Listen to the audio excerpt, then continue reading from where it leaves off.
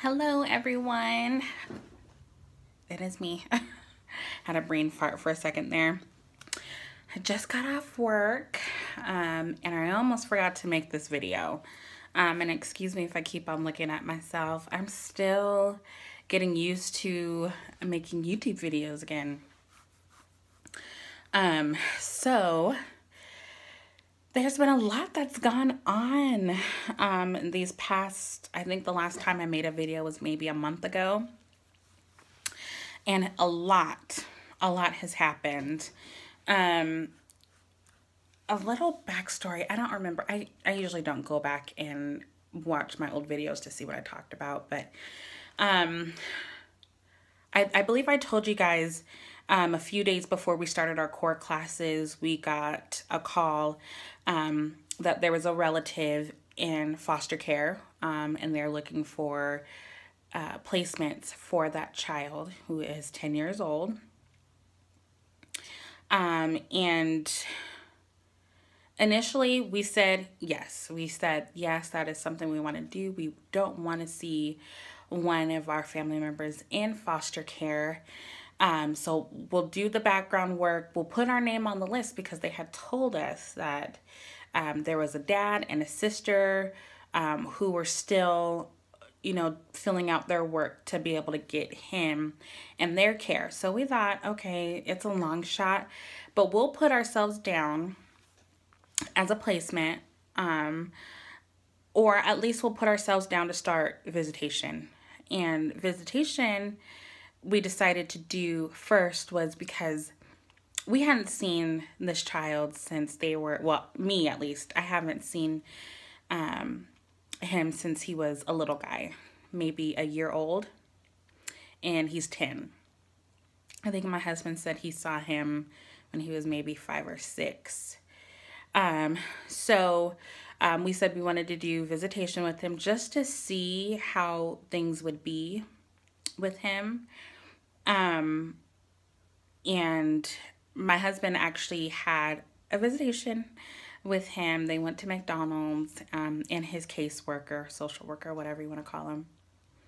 And, yeah, they got a chance to meet. It was just a quick 20 minutes. There were some things that my husband was kind of concerned about. I don't want to say too much, but he's 10 and is functioning at a 7-year-old's level. So we thought that was the only issue that he had, and that's something that we can deal with. Being developmentally delayed can be corrected if there's an advocate. So we're like, yeah, definitely. We would love to see how he would potentially fit in our home. Let's just keep up the visitations. And his caseworker even said that he wouldn't even be placed with us if that was the case until school is out in June. So we're like, yeah, that's fine. By that time, we'll have a placement, and the placement will be settled into our home. So when we bring him here, it's just introducing him to this new placement and the rest of the family. So fast forward to this last Tuesday, I should say. I had a meeting with my licensor, who is amazing. And he came with some, I don't want to say bad news, because it wasn't bad news. I mean, he's told us from the beginning, you guys are great. We need more foster parents like you. Your home is beautiful. And, just all this stuff about us, and saying how wonderful we are and how they wish that there were more, foster parents in the world like us. So that kind of boosted our confidence there. So he came, and the first thing he said when he walked in, because he's really cool, he was like, I don't have bad news, but it's not the news that you want to hear. And I'm like, oh Lord, what could it possibly be? What could he possibly want to tell me that's not bad news? We've been, my backstory is we've been trying to conceive for 10 years, and we've done 3 failed IUIs. you know, I've been through it and it's tiring. So to hear that there was potentially something else that could stop us from having a baby in our home, whether it's for 5 minutes or, you know, forever, whether we adopt them. The fact that there was something that could potentially keep me from having a baby in my home, I didn't want to hear it. So he said, we're going to license you and Patrick, but we're only going to license you for the relative. And he's like, I know that's not what you want to hear. You have the room set up, you have this, you have that. But we just feel that having another child with that relative would cause some issues. And that's when he started to tell me a whole bunch of different issues that this child had, which kind of didn't make sense to me. Like, my thought process was, why would it be okay for this child to be around my stepson, who's 3 years older than him, and he has all of these issues that could potentially harm him. Like, so why would it be okay for him to be around, to be placed here, when he could be a potential threat? And I'm so surprised that I was able to keep a straight face, because I had the biggest crocodile tears ready to fall out of my eyes. Like, seriously, like, I held it in so well. I kept a smile on my face, and I was like, okay. And the only thing that kind of sucked was my husband wasn't there. It was just me. So I don't want to say I'm passive, but I don't like to stir the pot. And I told him, I said, even before we started, even before the relative came into the picture, we wanted to do foster care before we even knew that he was in foster care. And we already had the age range set into place, 0 to 2. And then you're going to drop this bomb on me? Like, and I told him that. I said, we started this journey way before this child came into place. Like, so what's going on? And my husband even said, if he is thriving in the home that he is in now, we don't want to break that up. I mean, he goes to Awanas, he's involved in their church. And if he were to come live with us, we have a very small church. My son is the youngest kid there, you know, with the exception of other kids that may come to church. But on an average Sunday, he's the youngest there. So we don't have Awanas or a youth group or anything that he could go to. So we would be taking him from a place where he's thriving to probably to a place where he would be bored, you know, and we don't want to do that. So he said, you know, we're signing off on your home study. You're going to be licensed. Do you understand? Are you okay with that? And me, being my sweet, gentle self, is, yeah, I'm okay. And he said, if Patrick has any questions, please have him call me, have him fill out this paperwork. And that was it. He was here for maybe 15 minutes. He did a final walkthrough. He had to check our water heater to make sure it was below 120 degrees. And then we had to make sure we had these little bath mats in there. So, yeah. The second he walked out of my house and I locked my door, I broke down. And I just said, this is not what it's supposed to be. This is not what it should be. This is not what we signed up for. We had a specific age that we wanted. This is not it. And I called my husband. He didn't answer. So I talked to my friend who's also a foster mom, she's the one that introduced me to, she's the one that gave me kind of the whole spectrum of foster care as a foster mom. And so she was the next best person for me to get in contact with. So I talked to her and she was like, oh my gosh, what are you going to do? I said, we have to tell him we're not going to take him. And I hated to say that, but no, if he could potentially cause harm to my son and cause a strain on my family. I don't want that.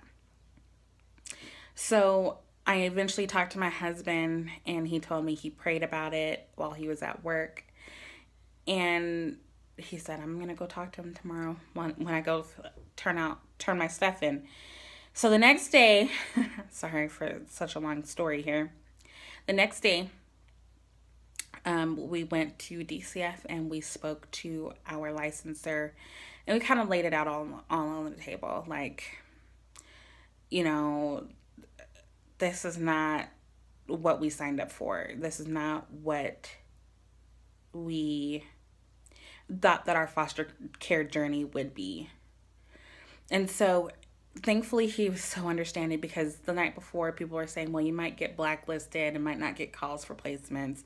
Just wait till you talk to your liaison. And I couldn't wait to talk to the liaison. Like, if I were to wait for the liaison, we would have already been licensed to have this relative.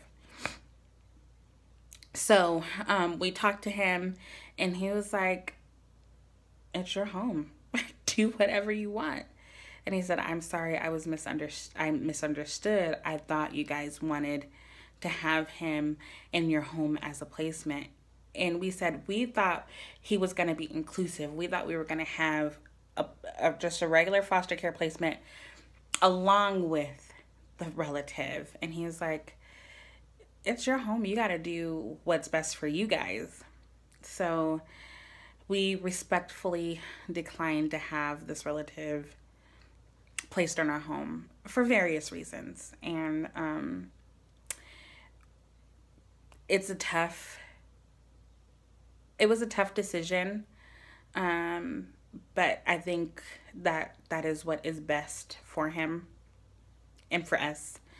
And I might sound selfish, but I want a baby in my home, you know.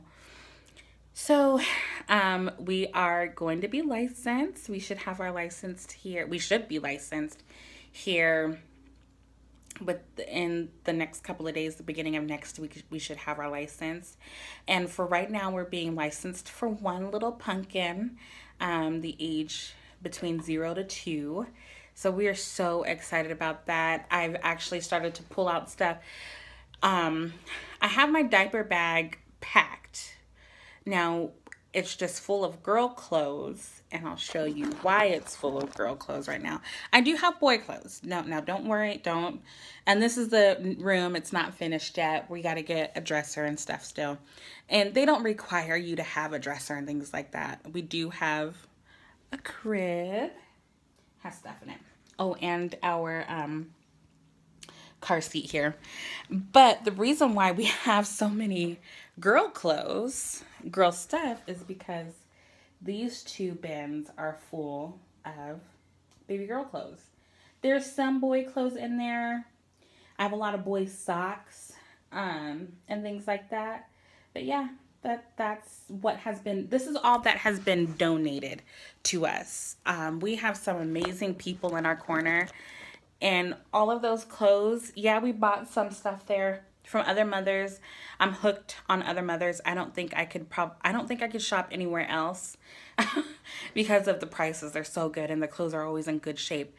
But everything in those two bins were donated to us. And I've had some friends buy some things. Right now, I have some boy clothes in the washer. Just 3 to 6 month boy clothes. So I gotta still get some 0 to 3 month clothes. And of course, before we get our first placement, they'll tell us the age and things like that. So we can always go out and buy a few things for a little boy if we need to. With newborns and with some placements, or with a lot of placements, you do get a $200 voucher in the state of Washington. So we'll definitely be using that to get clothes, but we are just about ready. Like I said, we have the car seat set up. I have the diaper bag, packed with diapers and wipes and binkies. I have sanitized my bottles. We're using the Dr. Brown's bottles. Those are sanitized in the cupboard ready. We have a stroller, so we are set and we are excited. I'm hoping and praying that I have a little one before Easter. If not, that's okay. Mother's Day would take the cake. So that is my update. Hopefully, I'll most likely update you guys once we get our license. And of course, you guys will be updated when we get our first placement. I'm going to leave my social media down below.